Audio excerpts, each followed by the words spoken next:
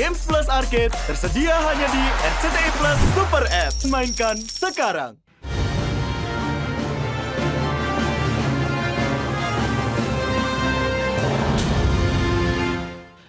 Ya, pemirsa, Menteri Perindustrian Agus Gumiwang Kartasasmita menyatakan pemerintah tengah menyiapkan skema insentif untuk industri otomotif sebagai bagian dari pelaksanaan pemberlakuan pajak pertambahan nilai sebesar 12% tahun depan. Dan pemberian insentif dilakukan guna mendorong daya beli masyarakat di tengah perlambatan ekonomi yang ditandai oleh lesunya penjualan mobil baru di sepanjang tahun 2024.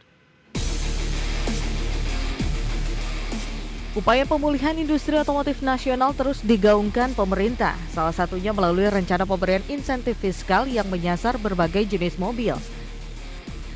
Menteri Perindustrian Agus Gumiwang Kartasasmita menyampaikan, pemerintah menyiapkan skema insentif untuk industri motor yang meliputi pembebasan pajak pertambahan nilai atau PPN, serta diskon pajak penjualan atas barang mewah ditanggung pemerintah atau PPN BM-DTP.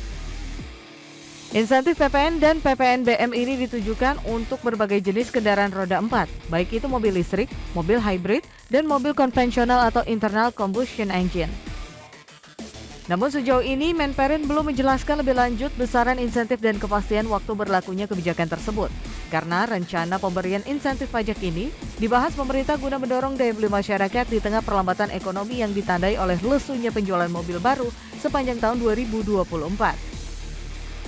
Secara terpisah, Sekretaris Kemenko Bidang Perekonomian Susi Wiono Bugiarso mengatakan pemerintah tengah mengkaji mengenai analisis dampak insentif tersebut terhadap sektor-sektor perekonomian secara keseluruhan.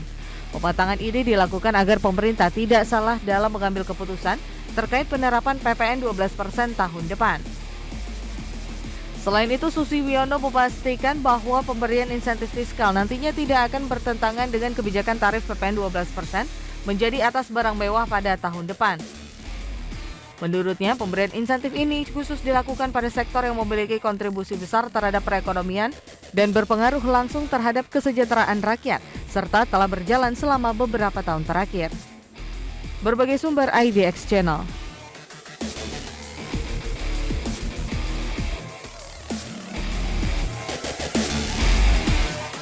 Ya, pemirsa, untuk membahas tema kita kali ini, menakar resiliensi industri otomotif di tahun 2025. Kita sudah tersambung melalui Zoom bersama dengan Bapak Yanes Martinus Pasaribu, pengamat otomotif dari Institut Teknologi Bandung. Halo, apa kabar Pak Yanes?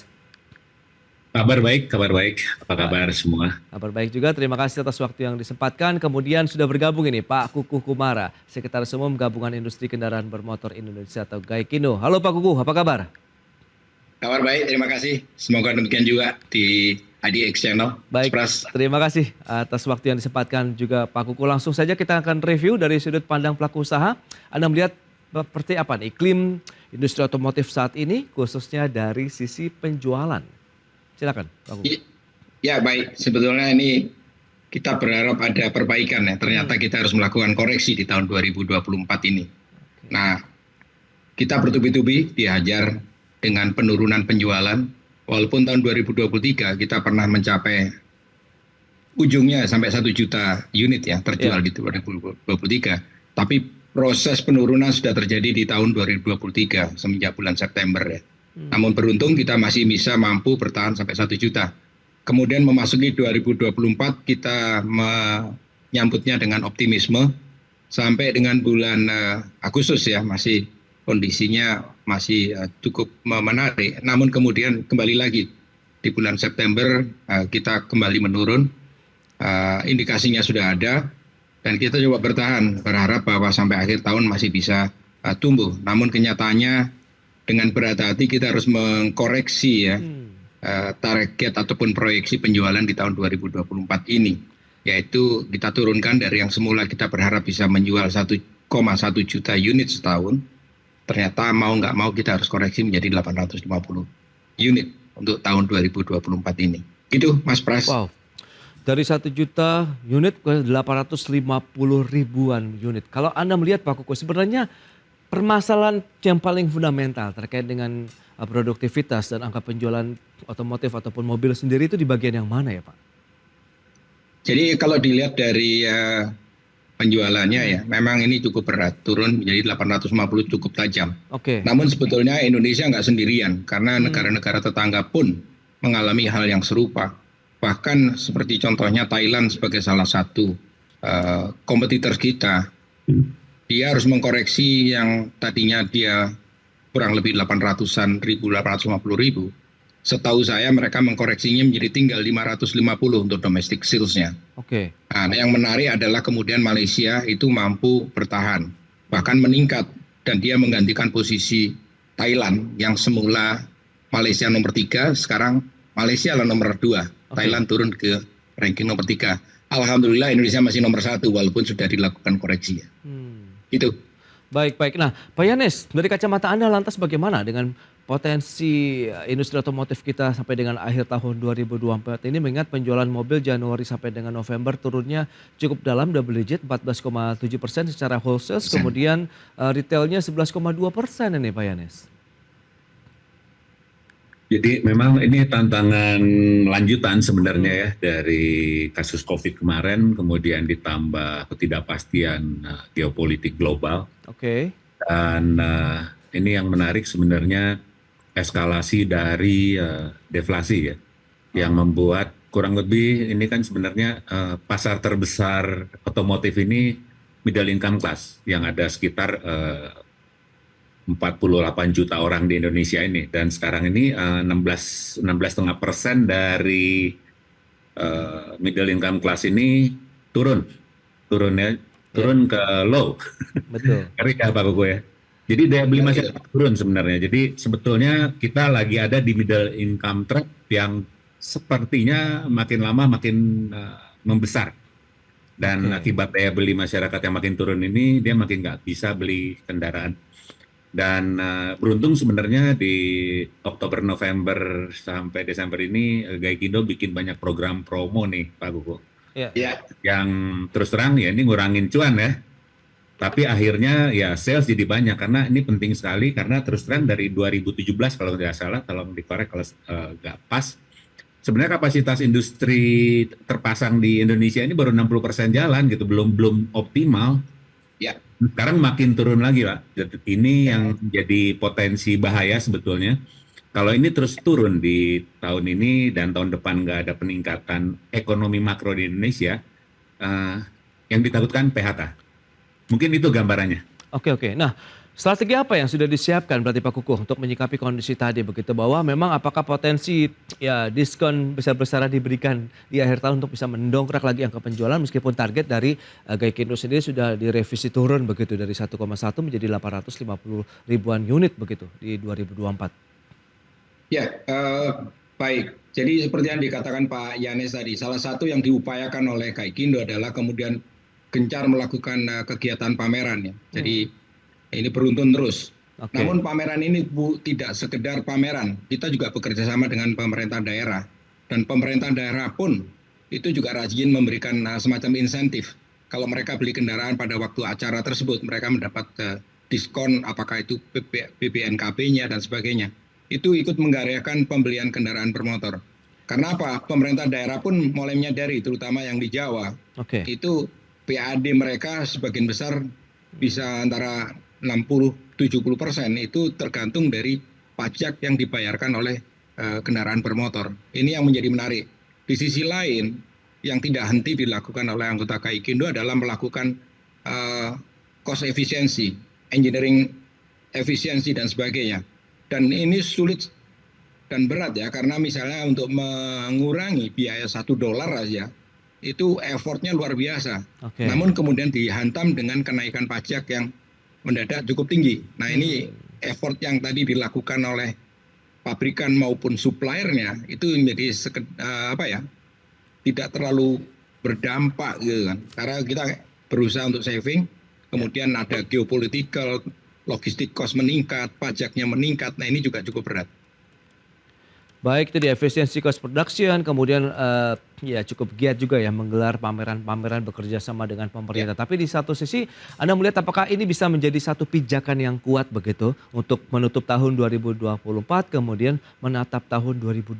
Tahan dulu jawabannya Pak Kukuh dan Pak Yanes, kita akan jeda dulu sebentar ya. Dan pemirsa pastikan Anda masih bersama kami.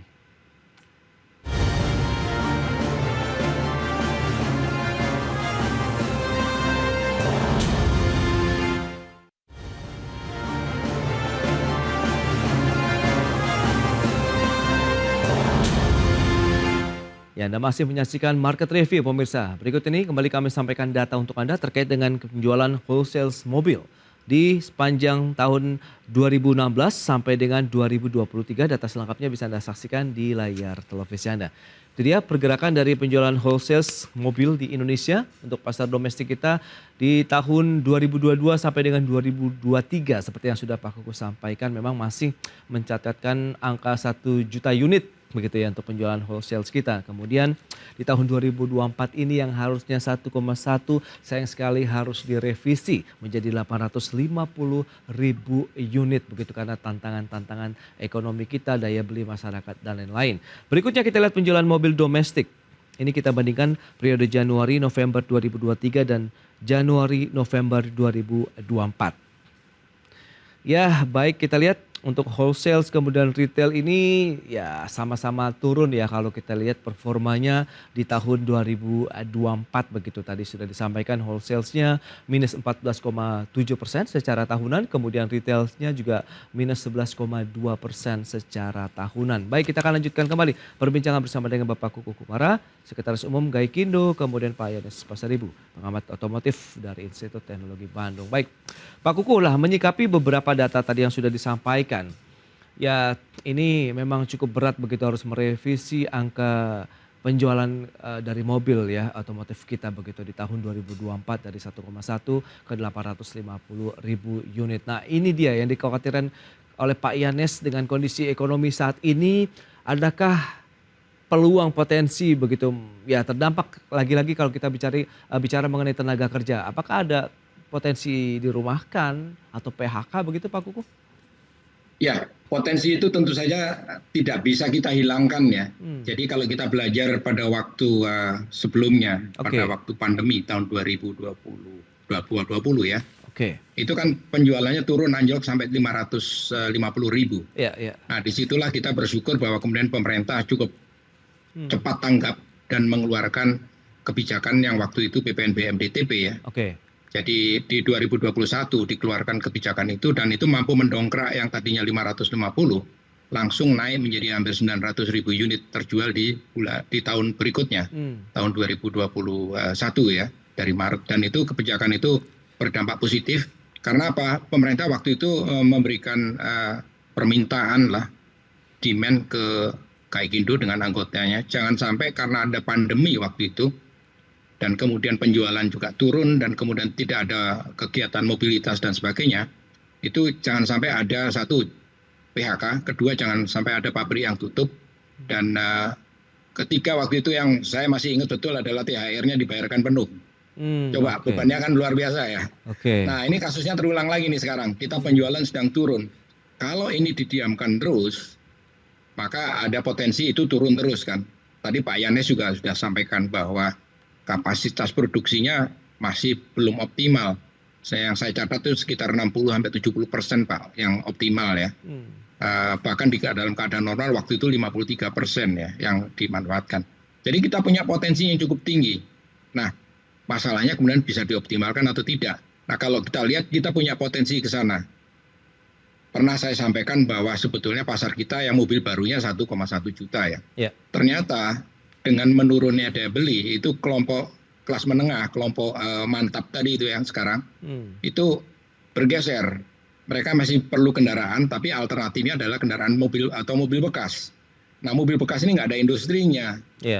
Nah, ternyata pasarnya setelah disurvei itu nggak kurang dari 1,8 juta. Artinya apa? Total pasar mobil roda 4 itu satu yang mobil baru 1 juta, kemudian 1,8, 2,8. Nah, sayangnya yang 1,8 tidak berdampak kepada industri, tidak berdampak pada penambahan nilai tambah ekonomi nasional. Ini yang perlu dicari jalan keluarnya. Apakah dengan belajar dari yang tahun sebelumnya dengan adanya stimulus PPNBM DTP. Karena mobil ini udah bukan kelompok barang mewah ya, untuk kelompok-kelompok mobil tertentu ya, yang harganya 300 juta itu ke bawah itu adalah dipakai untuk kegiatan ekonomi juga gitu kan. Nah, ini yang harusnya juga dijaga. Karena mata rantainya panjang, ekosistemnya panjang, dan ini juga melibatkan banyak UMKM. Itu Mas Pras.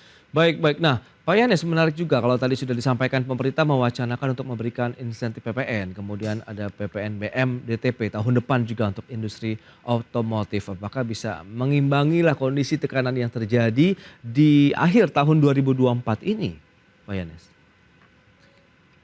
Peraturannya baru mulai tahun depan. Itu pun kita belum tahu tanggalnya kapan. Oke. Artinya industri nggak bisa bikin sebuah perencanaan berbasis pada wacana. Oke. Dan yang sudah pasti tahun depan kenaikan upah buruh harus.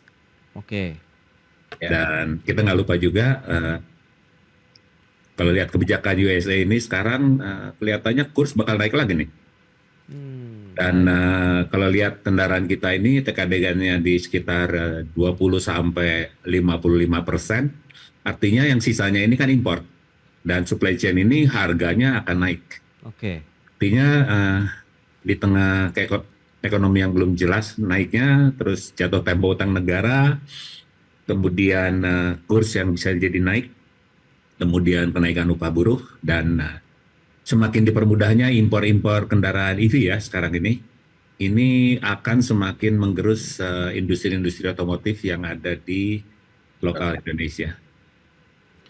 Oke, tantangan yang cukup menarik untuk dicermati nih Pak Kukuh. Lantas bagaimana dengan tadi ada UMP yang naik, kemudian Anda sudah sampaikan begitu itu menjadi tantangan tersendiri, kemudian ada PPN 12% di tahun depan, kemudian tadi dolar Amerika yang berpotensi juga perkasa lagi begitu yang menghantam juga ataupun melemahkan nilai tukar rupiah kita, bahan baku juga potensinya juga akan mengalami kenaikan Pak Kukuh. BBNKB jangan lupa Mas. BBNKB katanya juga mau naik lagi. Pak Kukuh, silakan. Ya cukup bertubi-tubi. Kita ini baru narik napas ya, dapat rada lega sedikit. Ini udah ada tantangan baru lagi. Ini Pak Yanes bilang yang BBNKB, Pak, itu option, Pak. Itu undang-undangnya tahun 2022 dan akan berlaku 5 Januari 2025 yang akan datang. Oke. Kita bingung skenario yang mana yang mau kita pakai ini. Dari luar ada banyak tantangan, sekarang dari dalam pun juga demikian. Nah, ini kami juga sampaikan dalam beberapa komunikasi dengan pemerintah daerah ya, karena mereka yang berpotensi melaksanakan masa option. Kalau itu tetap dilaksanakan, kami sudah memberikan semacam warning ya, indikasi-indikasi. Jangankan pendapatannya meningkat ya, kalau penjualannya menurun juga ujung-ujungnya adalah pendapatan dari pemerintah daerah pun juga akan turun. Karena siapa yang mau beli mobil? Sementara kita skenario-nya adalah kalau volumenya meningkat ya, maka penjualan meningkat, ekonomi bergerak ya. Dan jangan lupa ada 1,5 juta orang yang bekerja, terutama di Jawa Barat misalnya kan. Itu kalau kemudian penjualannya turun, tadi yang dikatakan Pak Yanes, ada potensi pengurangan shift misalnya kan. Nah pengurangan shift bukan pengurangan tenaga kerja. Nah itu yang juga kita tidak inginkan, karena ini kalau sampai terjadi demikian untuk mendapatkan kembali itu nggak mudah.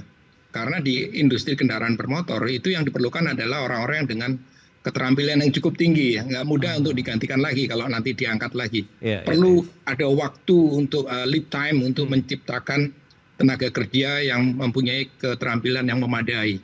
Karena ini berkaitan dengan keselamatan dan sebagainya. Pak Kukuh, lantas optimisme seperti apa yang mungkin nanti akan dibangun begitu, dan seberapa kuat akhirnya resiliensi industri otomotif kita di tahun 2025 kalau kita bisa menyebut asa yang akan dibangun begitu? Kita masih ingin tetap memunculkan asa tadi ya. Nah, ini juga menarik, ada beberapa lembaga dan pemerintah pun mengajak kita untuk mencari misalnya tadi alternatif, ada indikasi akan ada insentif ataupun stimulus. Apakah itu dari pemerintah pusat atau pemerintah daerah. Kemudian juga aktif dari lembaga-lembaga lain ya, misalnya Kementerian Luar Negeri. Ayo kita cari pasar-pasar baru di luar misalnya, untuk meningkatkan ekspor. Nah, contohnya saja misalnya kita berupaya untuk mengatasi isu yang muncul dengan ekspor kita ke Meksiko.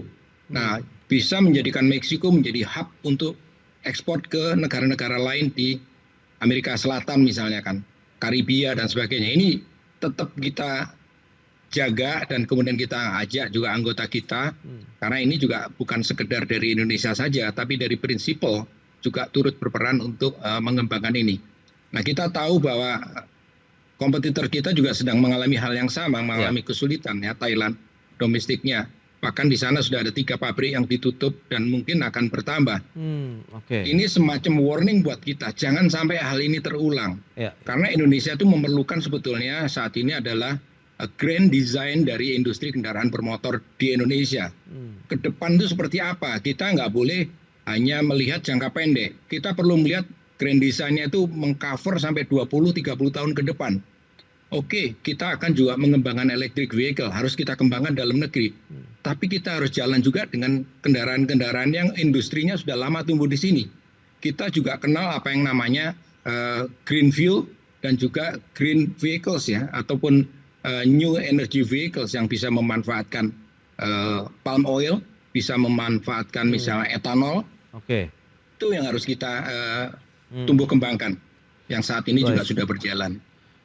Itu dia, berarti memang masih banyak tantangan yang mungkin akhirnya harus duduk bersama juga nih, pemerintah, pelaku usaha begitu untuk merumuskan ya seperti apa sih langkah-langkah mitigasi yang perlu dilakukan, strategi-strategi apa yang perlu dijalankan begitu untuk yang jangka panjang begitu, tidak hanya untuk tahun 2025 ataupun 2025 kita jadikan pijakan yang kuat saja begitu ya Pak Kuku ya untuk menatap tahun-tahun berikutnya. Baik, Pak Kuku, sayang sekali waktu terbatas ini, terima kasih banyak atas waktu sharing dan update informasi terkait dengan sektor otomotif begitu dalam menatap tahun 2025. Pak Yanes, terima kasih juga atas analisis dan data-data yang sudah Anda sampaikan kepada pemirsa, dan selamat melanjutkan aktivitas Anda kembali, sampai berjumpa dan salam sehat Pak Kuku. Pak Yanes, terima kasih. Sama-sama, mudah-mudahan tumbuh kita. Baik.